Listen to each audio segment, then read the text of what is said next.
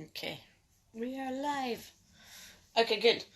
I'm live on Facebook and on Instagram. Alright. Okay. Hi, guys. It's me, Ophelia. Hope everything and everyone is okay with you. So, I'm just gonna wait a little bit before so we get like a few people.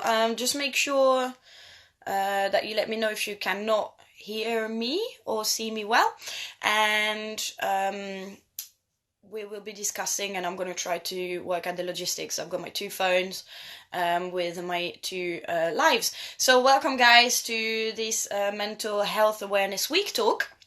Hi from Iran, thank you. So this talk is dedicated to mental health awareness. So we were talking, as quite a lot of you followers actually really like talking about this because I look after clients. I would just make sure also that I look after the mental health as much as their physical health. And coming from having mental health conditions myself, I have basically decided to just do a bit more research and just have a look at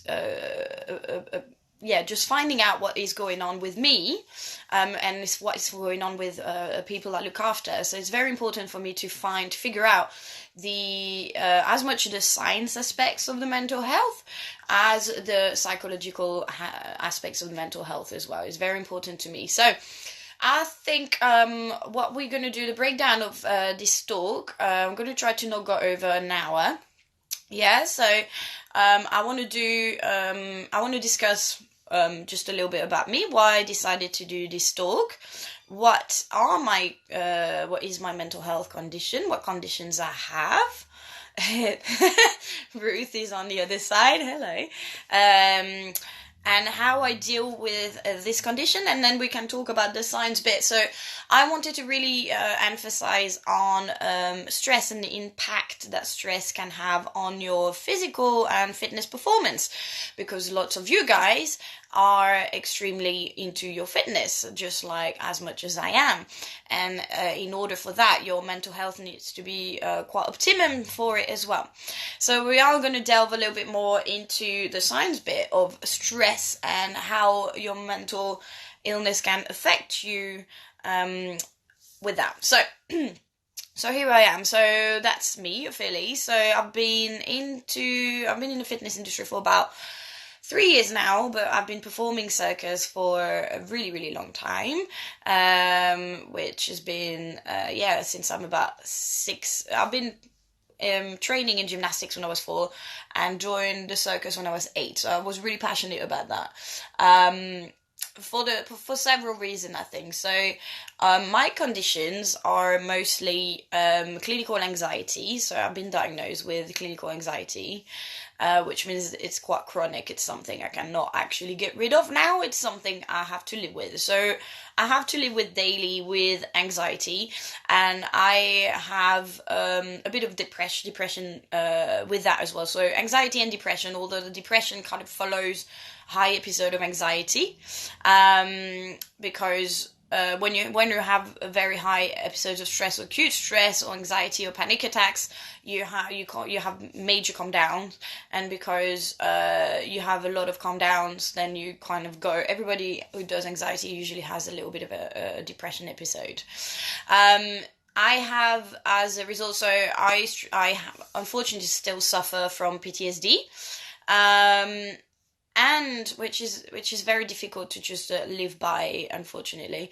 So PTSD, and as a result, I have developed quite a few CDs. So I do skin picking. So I don't know if quite a few of you are a bit like that, but I pick the skins off my fingers, my hangnails. I love picking my calluses. I love doing all this sort of stuff, and I also have what's called trichotillomania. So trichotillomania is a very weird, very renowned for when you pick the hair. So it's the same as the skin. I've got this OCD where I pick my hair.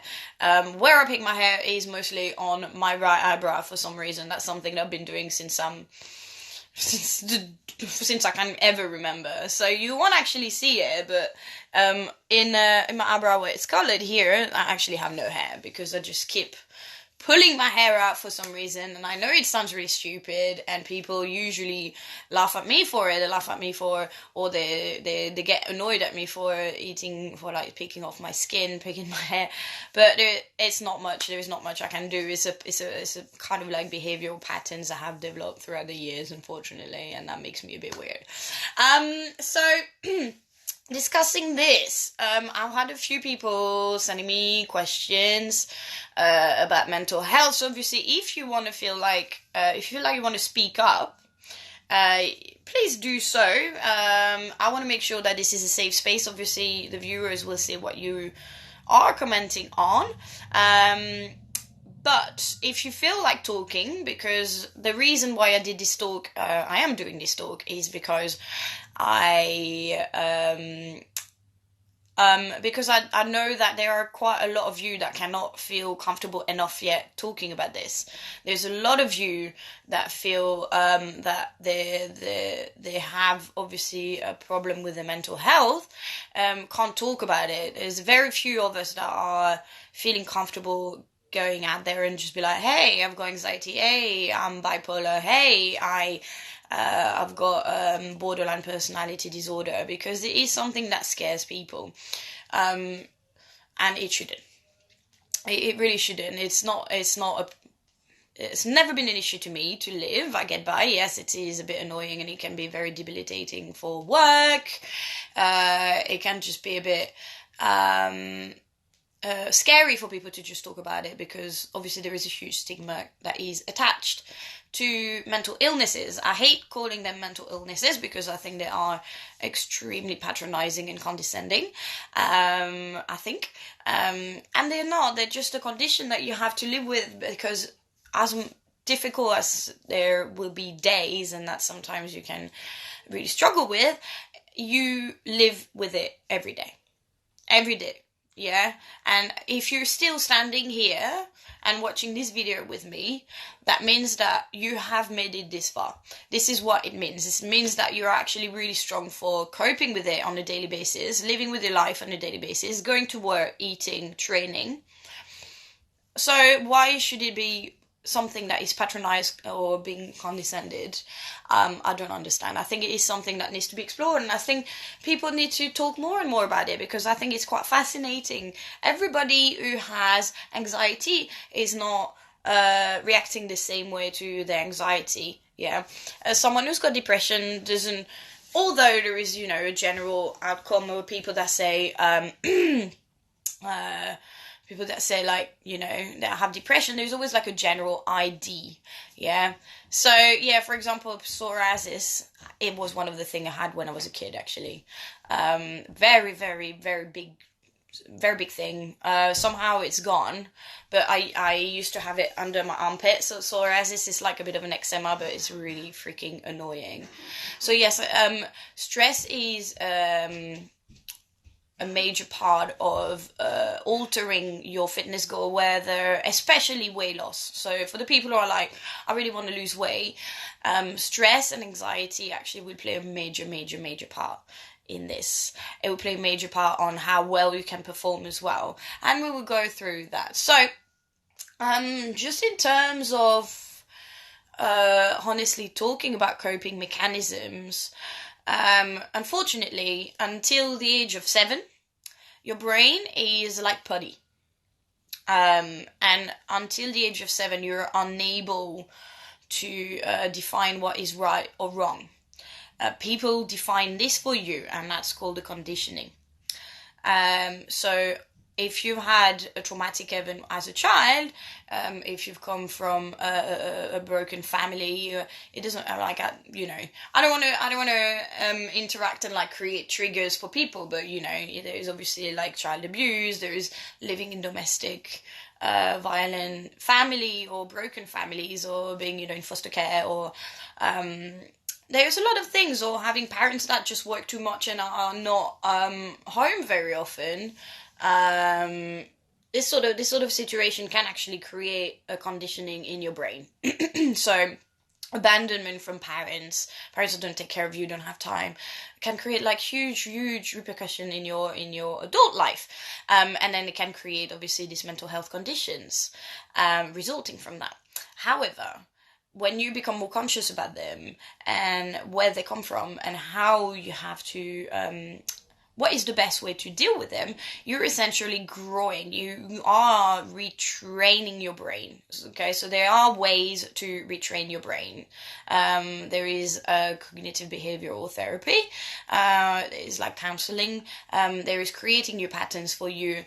And obviously things like diet and exercise can actually, in the long term and in the long run, actually change certain pattern that you've had from conditioning from your childhood. So this is how like mental health works. So I have like quite a lot of very cool little readings that I've done that I used to do from like I've been doing all these readings from like every year. I love reading about how our brain works and how we make decisions and where decisions will come from, which is extremely interesting. So, to explain to you how your brain works, we've got usually 3 types of the brain. So I'm trying to find this in the book. Yes. Cool. So, there's 3 parts in the brain as well. The way you train them is very, very different.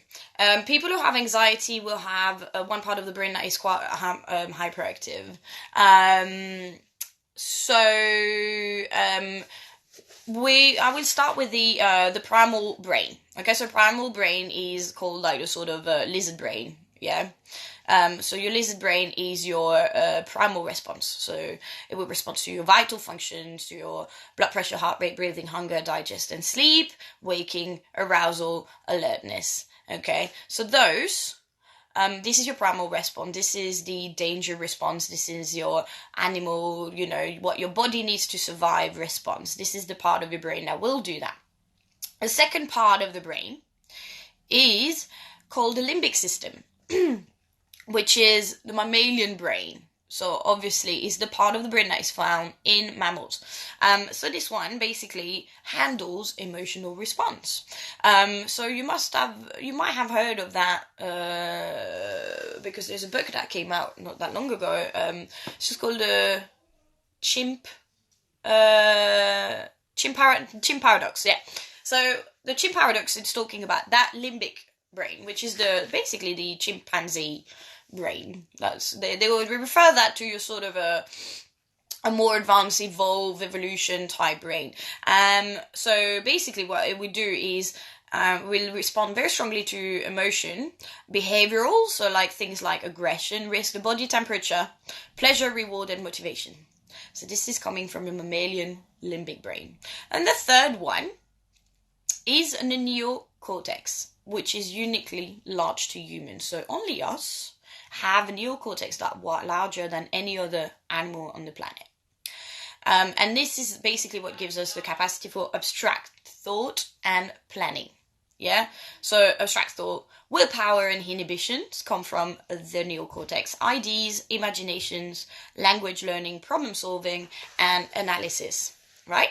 So this neocortex brain is the one that is essentially saving you or working. The 3 of them work together, but the neocortex is the one that's kind of saving you from losing your shit most of the time. If that makes sense. So this is how the brain works. So you can see actually as well, I'm going to show you in this little book, which is quite cool. So you can see the red one is the amygdala, is your lizard brain. The purple one is your chimp brain. And the blue one is your neocortex. So it's the rest. The neocortex is like extremely important for developing your cognition as well. It's what develop your cognitions when you train at the gym, where you learn how to use your right and your left and move your body in different coordination. So essentially, it's very those are like the general status about the brain. When you are struggling with anxiety, most of the time your amygdala is slightly overactive. That means that when you have a panic attack, for example, your amygdala will shoot a bit of an adrenaline rush. which turning into excitement can be a post-stage rush or stage nerves, as we like to call it in show business. But this is like a good type of adrenaline, or, before you go for a jump. That's the one that you really want. But the one that comes out of fear instead of excitement is the one that kind of like makes you go a bit crazy and into panic attack mode. Yeah. So essentially it's only a little part of your brain, but it has such a huge impact when you struggle with anxiety, because it's one that takes over when you start having panic attacks, when you start letting go of the fear and start overthinking. So when you start overthinking, then the emotional part of the brain, your limbic system, gets attached to amygdala. And then your overthinking transferred to the neocortex, which will try to find about 1 million different solutions, but then you revert back to one that will always give you, oh yeah, but what if that fails? What if that doesn't work? And then you kind of go back in circle, and that's what anxiety does to you. Okay? Anxiety is like basically born from fear. Then it goes into your emotional system. You start being scared, angry, or whatever. And then your neocortex starts analyzing what you're thinking, which sometimes doesn't make any sense or doesn't even have a reason why it's there. And we'll start giving about 5 million different answers, but on these answers you will constantly find a reason why this will not work. And or you will eventually find a consequence even bigger. So every time you go back in circle. This is how anxiety basically works between the three parts of the brain. There's a lot of things in terms of, so another read that I had, I absolutely loved, is from a company that makes supplements.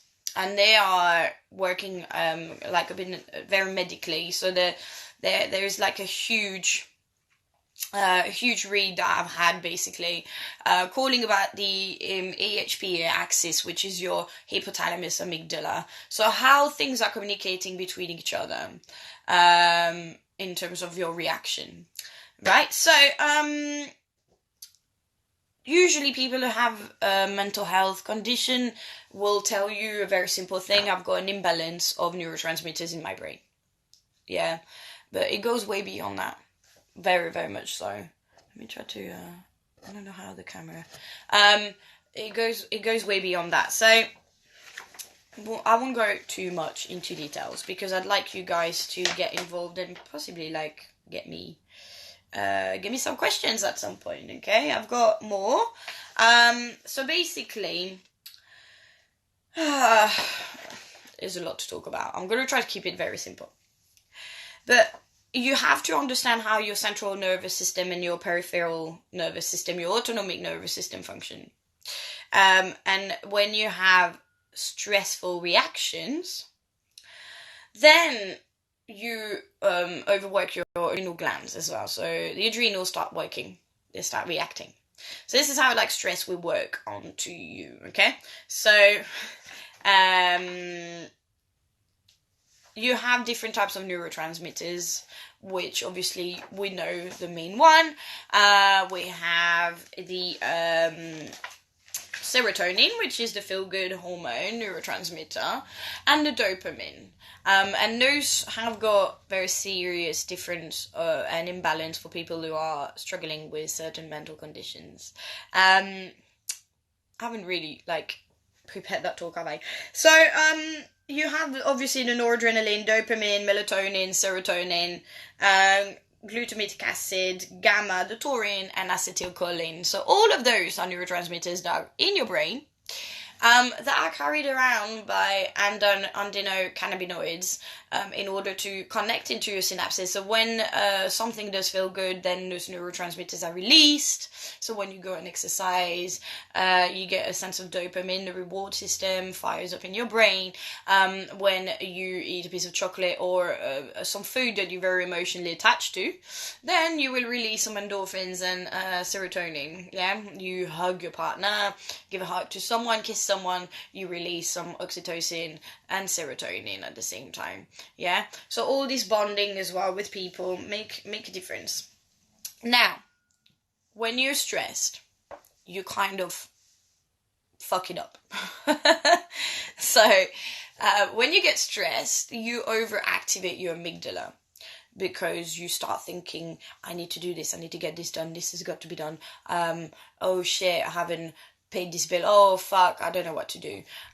So essentially, all this pressure, also environmental factors, sound, pollution, traffic, commuting, socializing, talking to people, answering the phone, answering messages, can be extremely taxing for your mental health without you noticing it. So those are environmental factors that will actually just go straight to your amygdala, and then will create an emotional reaction, and the stress will result of that.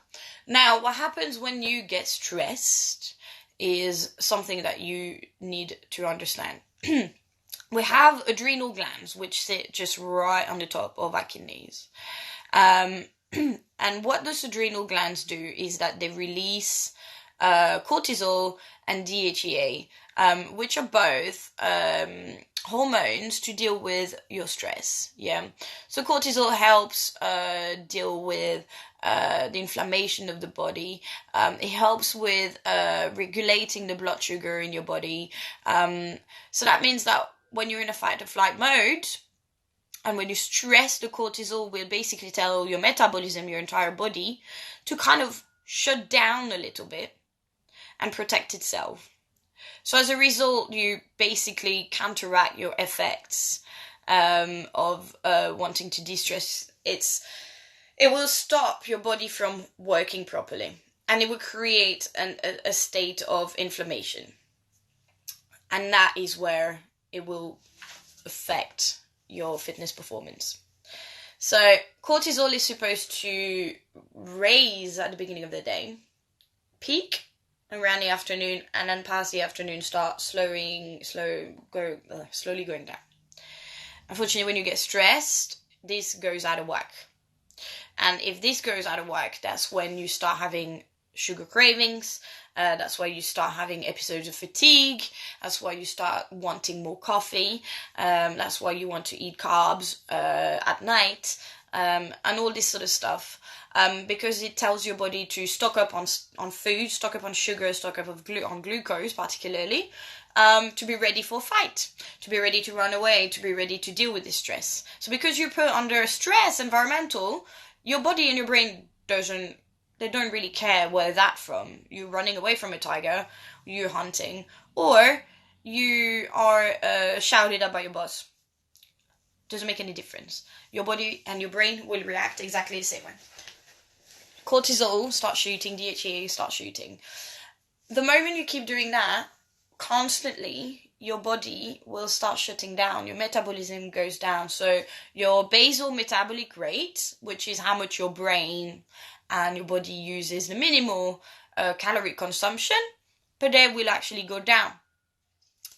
And you will be hungrier, which sucks.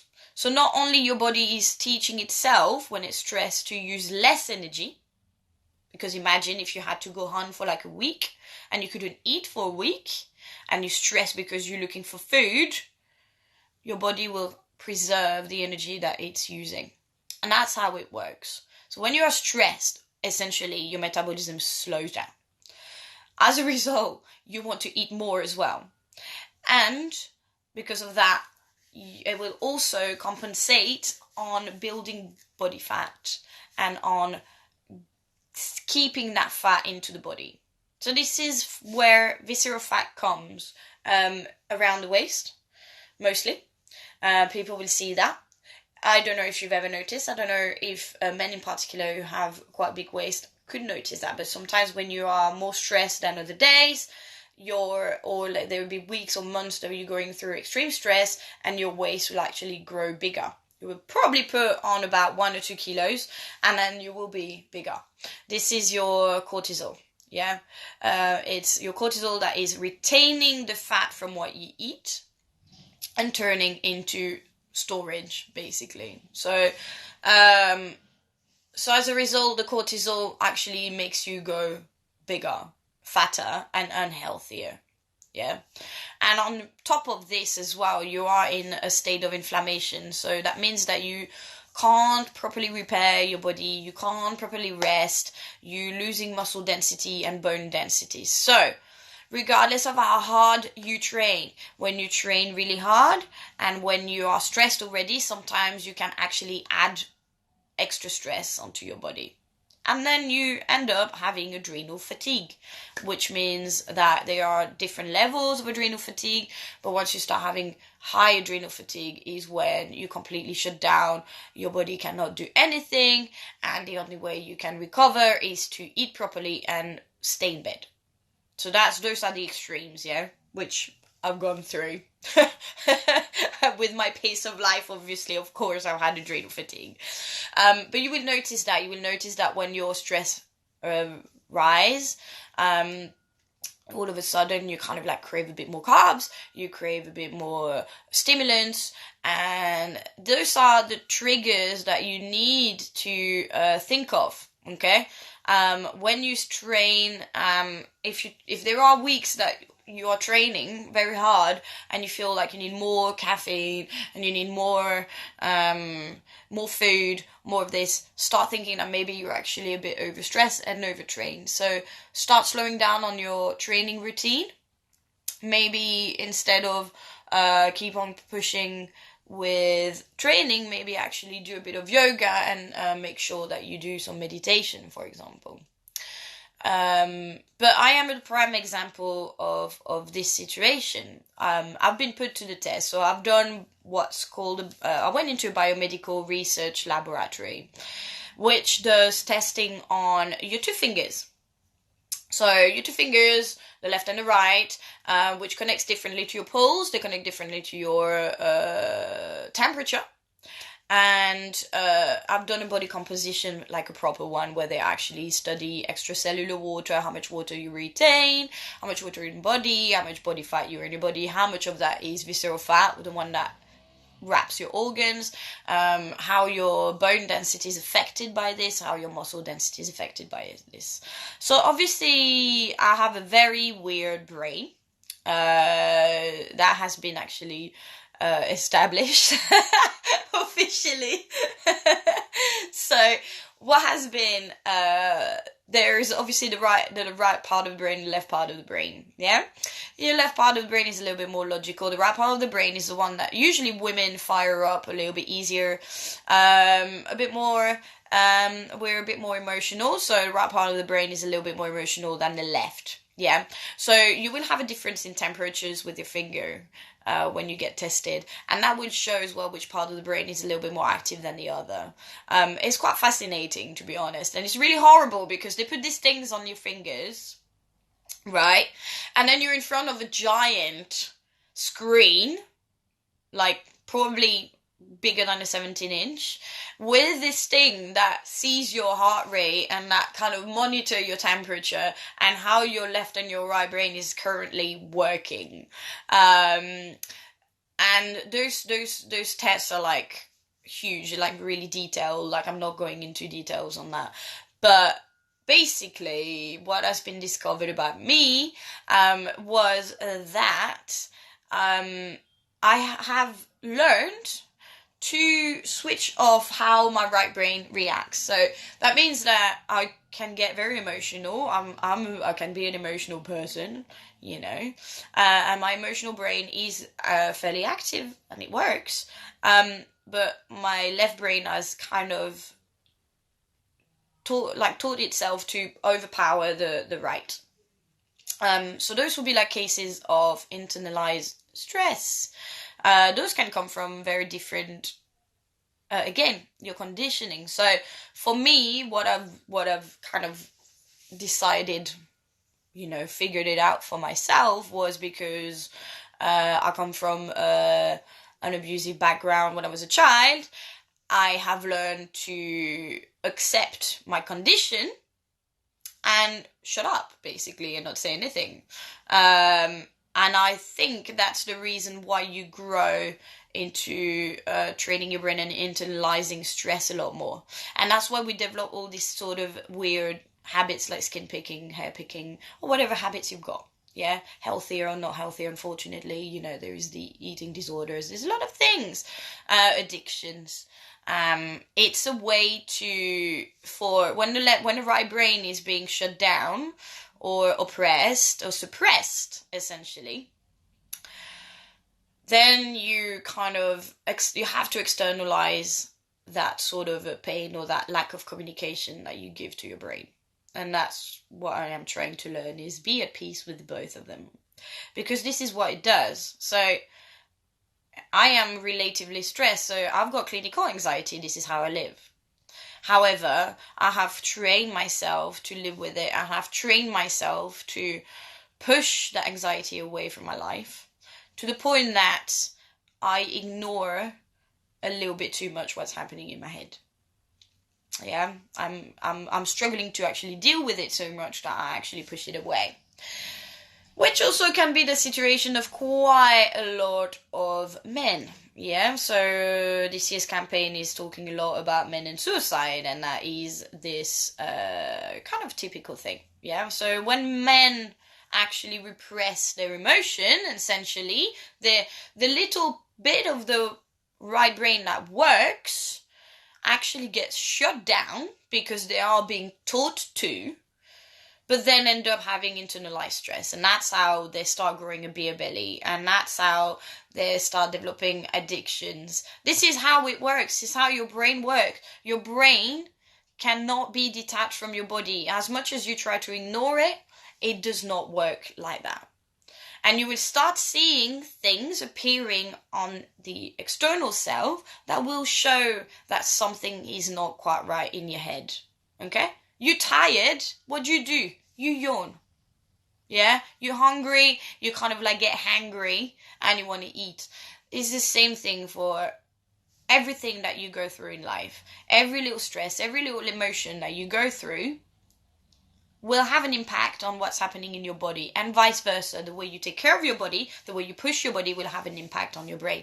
So the more you push in your training, when you're already tired or when you're a bit stressed, yes, you will release endorphin, but sometimes you can actually counteract and make it a bit worse. It doesn't actually counteract your stress, it will add stress. So it's about how you deal with it.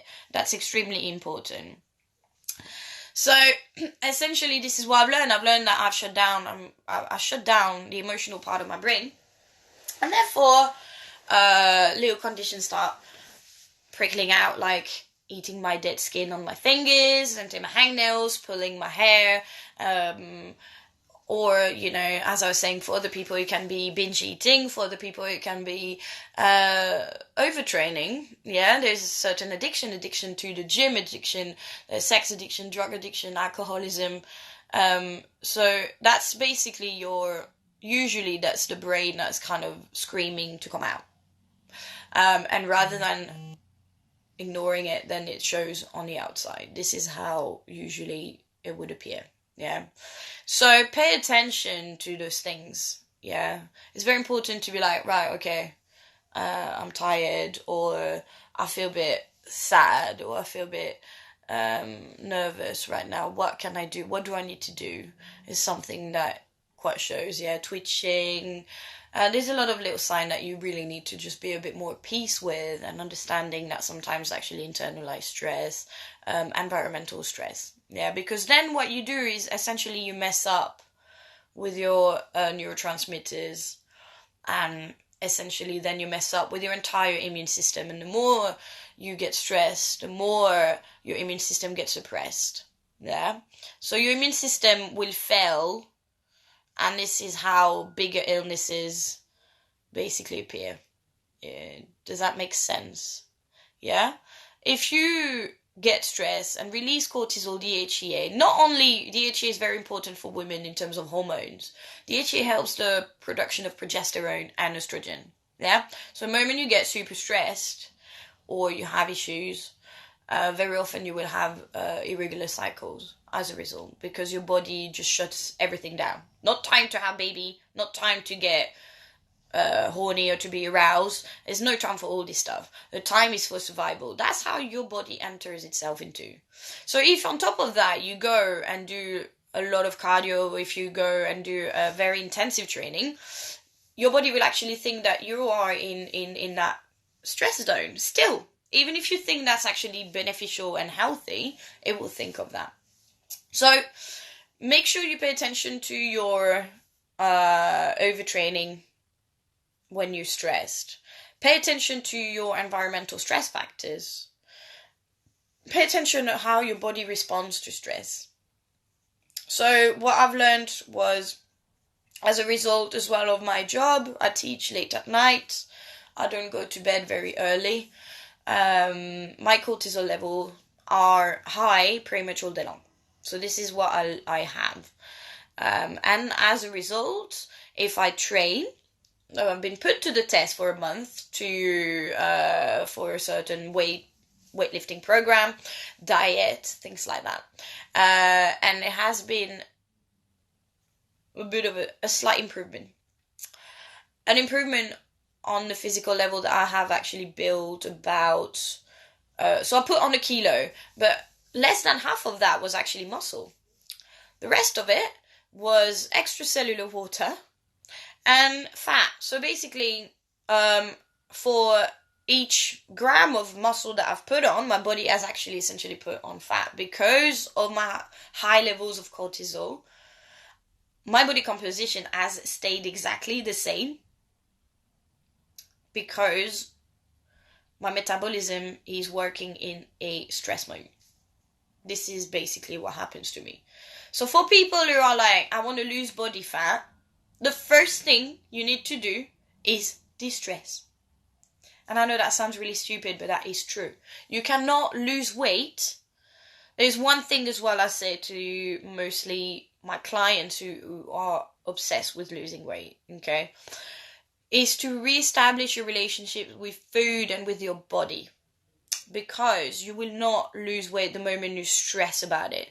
The moment you keep hating on your body, talking to your body like it's a piece of shit, or looking at yourself every time you have a piece of cake, or that you know you're eating something that's not good for you, you're essentially are going to add stress onto yourself. And what happens when you add stress onto yourself, when you try to be like, oh fuck, I can't eat this, oh no shit, I'm gonna get fat straight away if I eat that, oh my god, look at this, belly rolls, ugh, fuck you.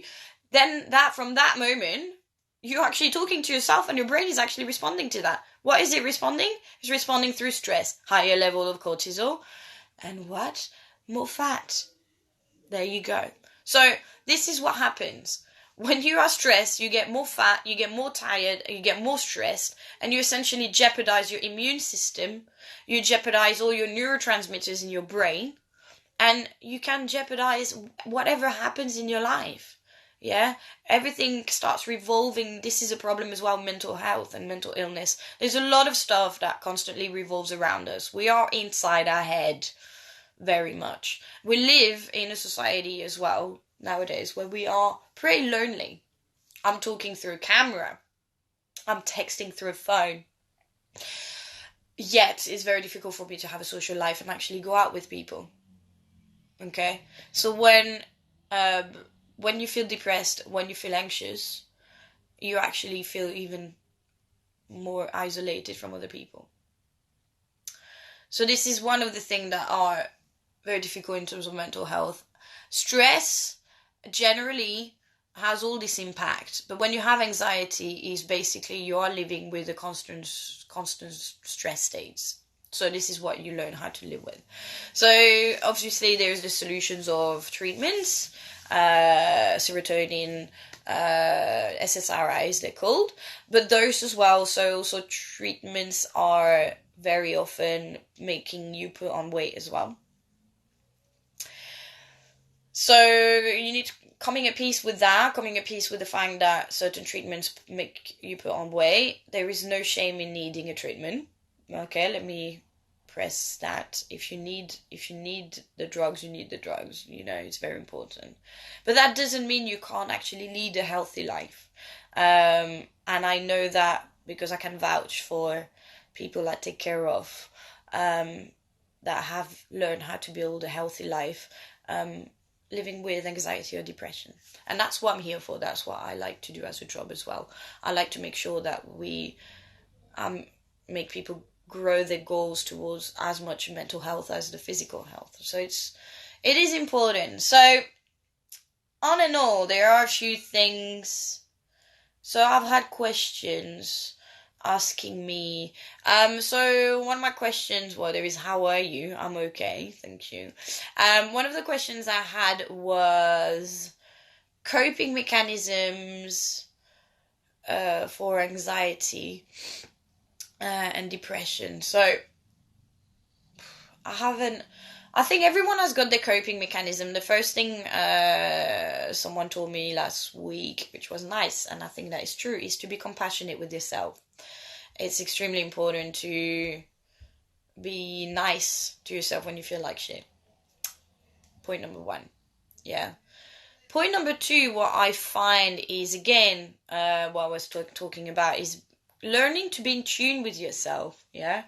Even if you shut down the fact that you're anxious and you want to try to ignore it, not overpower your life, you just need to be a bit more in tune. So you should know when you're a bit more tired than usual, a bit more stressed than usual, a bit hungrier than usual, a bit, more receptive, aggressive. Women, we kind of understand all this stuff a bit more because obviously we go through different waves throughout the cycle. But in general, try to learn a bit more about yourself. Take the time to be compassionate. Take the time to understand yourself a bit more, physically and mentally. Yeah. Coping mechanisms depends on people. My coping, I like to have a full restorative day, which I'm struggling with at the moment. So my mental health hasn't been at the best, not because I'm unhappy or anything, but because I have been working straight out for 2 weeks without a day off.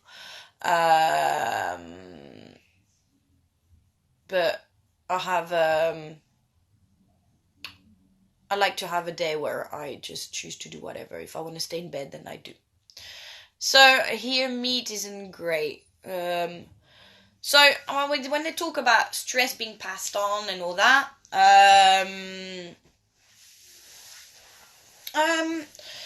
yeah, I mean, there's a listings. Yeah, obviously the meat industry nowadays is pretty fucking shit. Yeah. However, some people function better on meat than on just vegetables only. I'm one of them.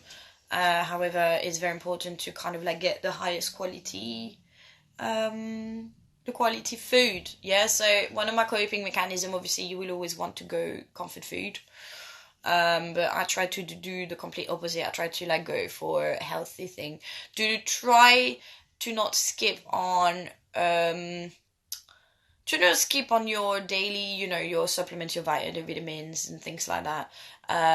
So principle basic self-care. I don't know if you've ever heard that, but basic self-cares are resting, making sure you're in bed, making sure you're showering, making sure you're making yourself some food, or you get fed. Someone gets fed. Yeah, someone feeds you. Coping mechanism, obviously, exercise is a huge one. And that's one of the reasons why I've been performing and I've been doing gymnastics and all that. I think that's always been an extreme lifesaver for me. I love dancing, I love performing, and I love everything fitness. So this is a very good coping mechanism, but it has to be healthy as well. So as I was saying, people have to understand where to draw the line between overdoing it, overtraining, and building this sort of addiction that sometimes can be unhealthy. I'm not saying that training every day is unhealthy. I'm saying that your training program should be adapted to how your body responds as well, yeah? Throughout the stresses and the kind of challenges, because you want to challenge yourself, but you also want to make sure that you give the appropriate rest and the appropriate diet. So diet is important, obviously. I should do another talk about nutrition and stress. I just wanted to do that was a bit of like a casual. It's not that I'm not prepared. It's just that there's so many stuff that I wanted to cover, like on and all. Yeah, so balance is important. Balance is important. I refuse to be that person. For example, balance for me is to be able to go out, and if I need to get drunk, and I get drunk. I would not get drunk, yeah, very often. Because, for example, yeah, just this weekend actually, I did go out. I didn't particularly get drunk, but I do feel the impact on my mental health this week. I feel the impact that I don't feel at 100% at the moment. So yeah, balance is very important. Depending on what your relationship with food is, it's very important that you allow yourself to have that cake. It's very important that you get that chocolate. As I was saying, is the emotional attachment to food is extremely important with your mental well-being. So you need to make sure that you provide yourself with that emotional satisfaction. Through food, through exercise, you need to find what makes you emotionally happier and more balanced. Is it going out? Is it watching movie? Is it staying in bed? Is it eating certain food? Yes. Okay. And then it's creating that balance, is knowing that this is helping you feel better. Once you start feeling better, then you need to kind of like keep it on the road that way. Because then if you carry on with that pattern, then that pattern can become again unhealthy. It's about building healthy patterns, because if you keep repeating unhealthy pattern, then that's when you start going downhill. Has anybody else has got any question? Oh, I had another question actually. So yeah, lots of coping mechanism. It will really depend. I think the most important is be compassionate, be nice to yourself, try to apply basic self-care.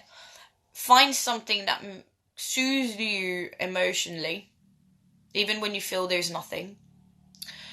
And talk. Okay, I'm not saying pour your heart out and call someone and need to speak for about 3 hours. So there's this thing called the spoon theory. I don't know if you guys have ever heard of that. But the spoon theory is basically you get a certain amount of spoons a day. I think it's you don't get that many. I think it's not that many. And each task throughout the day takes a certain amount of spoons. Yeah, so when you have a mental condition, you already take 2 or 3 spoons out, for example. Making breakfast takes out of spoons. Having a shower takes out spoons. Exercising takes out quite a bit of spoons, yeah? So find someone who has spoons to spare. That's really important. You cannot ask someone to help you when they can't take care of themselves. There are people that will try to help you and they can't, to be honest with you, some of them. But then sometimes you will be wanting to help people, but you're not also... It's a bit like applying your oxygen mask on yourself before you help other people. So when you need their help, make sure that the person can help you as well. Yeah, that's very important. Because otherwise you can add a burden to that person. So there are a lot of groups actually on Facebook that where you type things like anxiety or depression. There's groups that are closed groups, and they are usually very, very safe space. I'm part of a few of them. One that's for performers and all that, which is amazing. So whenever you feel a bit shit, even if people know you or not, you can literally just post, and the people who have spoons to spare will then come and give you a hand. Yeah, in terms of a comment, they will ask you, do you want to talk, la la. But I've done that where when I have spoons to spare, I help someone, and when I don't, I'm hoping that someone has some for me. I am a bit of a loner, though. I quite like to restock my spoons by myself. Yeah, meditation is actually a really good one. I do love meditating. I meditate twice a day, so before bed and when I wake up. Meditation can rewire your brain as well. Again, it's creating patterns. Yeah, public speaking can be extremely difficult. What to do? So there is a theory about nervous. Okay, so feeling nervous, we always say we get excited or we get scared. But nervous is exactly the same thing. Yeah? So when you say I feel anxious, you need to try and think of switching it into excitement. Yeah. So as a performer, I get the stage nerves. Yeah. I don't sing for that reason because my voice just goes a bit too shit when I want to sing and I've got stage nerves. But you have stage nerves. Like, I don't perform as much anymore, and every time I go on stage, it's like you have this rush. Yeah. So when you're about to go on to public speaking, it's the same thing. However, turn the situation. You're not nervous. Yeah, everybody comes and always feels a little bit unprepared about certain things. I never feel 100% prepared when I come on stage and do a show. And you will not, because if you're anxious, generally you're a bit of a perfectionist as well. So you will never think that what you are prepared is good enough. But who gives a fuck? What you're about to do is actually go and talk to people. I'm about to do a show in front of people. People that don't do what I do. You're about to talk to people.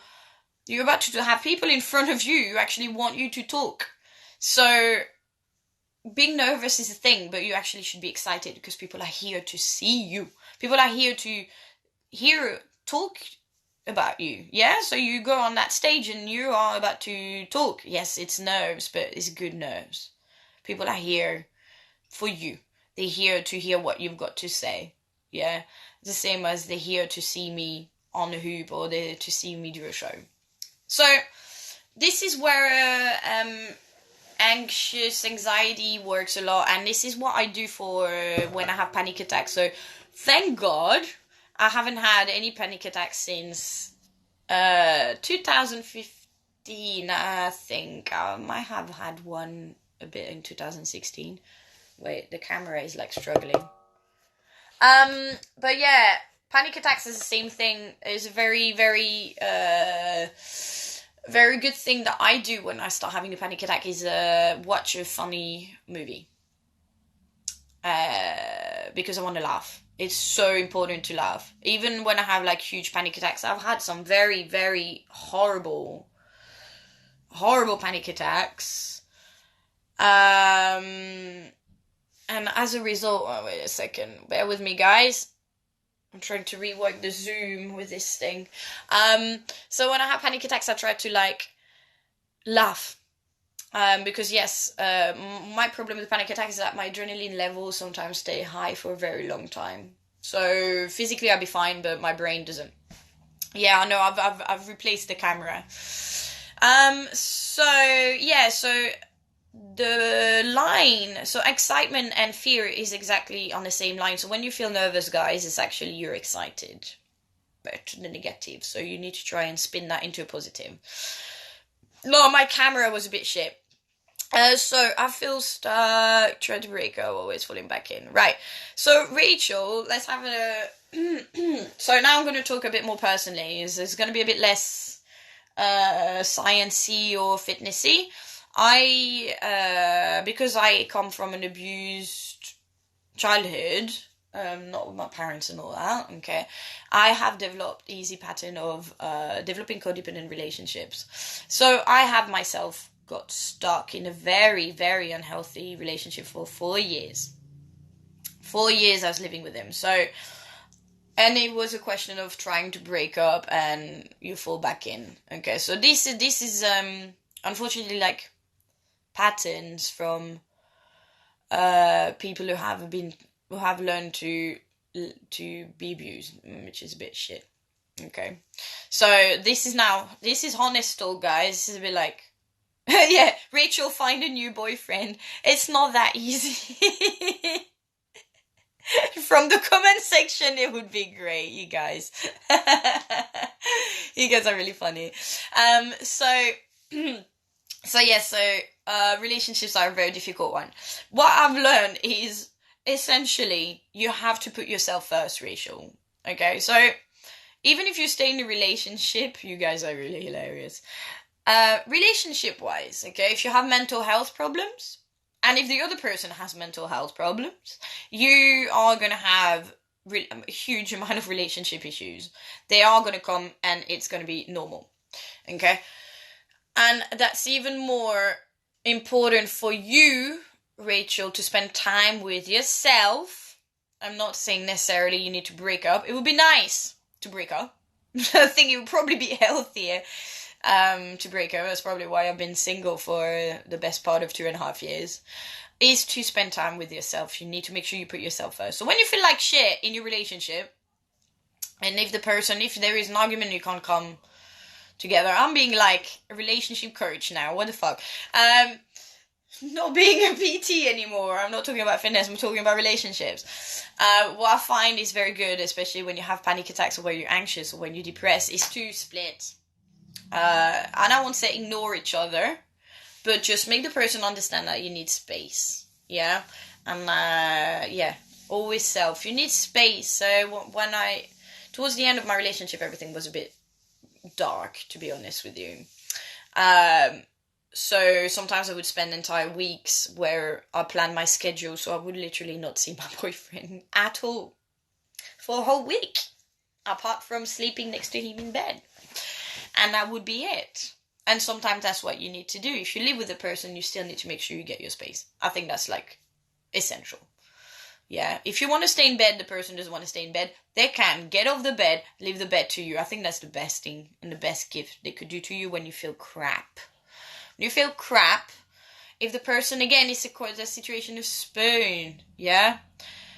If the person is ready to take care of you, they will, yeah? But in relationship, you can't expect the person to be there for you all the time. Alright? So it's important to learn how to take care of yourself first. So then you don't rely on someone to take care of you. It's good when you have someone to take care of you. If your relationship is going to shit because of your mental illness, then you definitely need to take time. I would say. But regardless of how difficult it is to break up a relationship when you don't want to, but when it's difficult, when you try, is to actually take some distance. Because it does feel good. So take some distance, do things that are good for you. Go for a dance class, go and see your friends. Try to not sometimes talking about it can make it worse. So try not to over talk. Just say, I need to spend time away from this person and let's spend time let's do that, let's go out. When you're in a bit of a crisis, avoiding drinking too much is good. Trying to avoid binge eating, going to gym, that sort of stuff. But in general, to keep your relationships healthy, you have to keep yourself healthy first. Yes? So that we're aware of that. Right, how long have we been on that? What time is it? Alright, we're coming to the end, you guys, because I think it was getting a little bit personal. But if you have any other questions, I think I will do a bit more like a sciencey one another day, and I will actually prepare this. I thought that was just a good one for having a little chat, and for you to know why I'm such a weird person sometimes. Book recommendations. I like, before I leave, a book that I liked when I was having extreme anxiety and panic attacks. The first one is called This Book Will Make You Happy. Yay! This book will make you happy. So this was super, super good. I mean, I haven't done everything by the letter, if I have to be honest with you. This will basically teach you how to challenge your negative thoughts. So it will teach you how to sort of get a little journal to combat anxiety the same way you deal with your fitness goals. So you're going to write down what are your goals in terms of mental health, how you want to get rid of your anxiety. Then you will challenge your negative thoughts. You will learn how to sort of step back or put your thought a little bit further away from you. It's very nice. It's super quick. It took me a few days to read, and then you just put that in practice. This is such a cool little book. I had it for free with a magazine, but you can find it on Amazon, I think, for £5, something like that. Now, I've got this one, basically. I think I got it for free as well. This book will make you calm. Yay! So, there is happy and there is calm, guys. I love those. I've got 20 seconds left. The Optimum Nutrition Bible by Patrick Holford, which will give you a lot of insight on mental health and nutrition. And this, if you like business, A Mind for Business. All right, guys, we're coming to the end. I'm going to send you lots of love. Thank you for coming and keep healthy. Bye.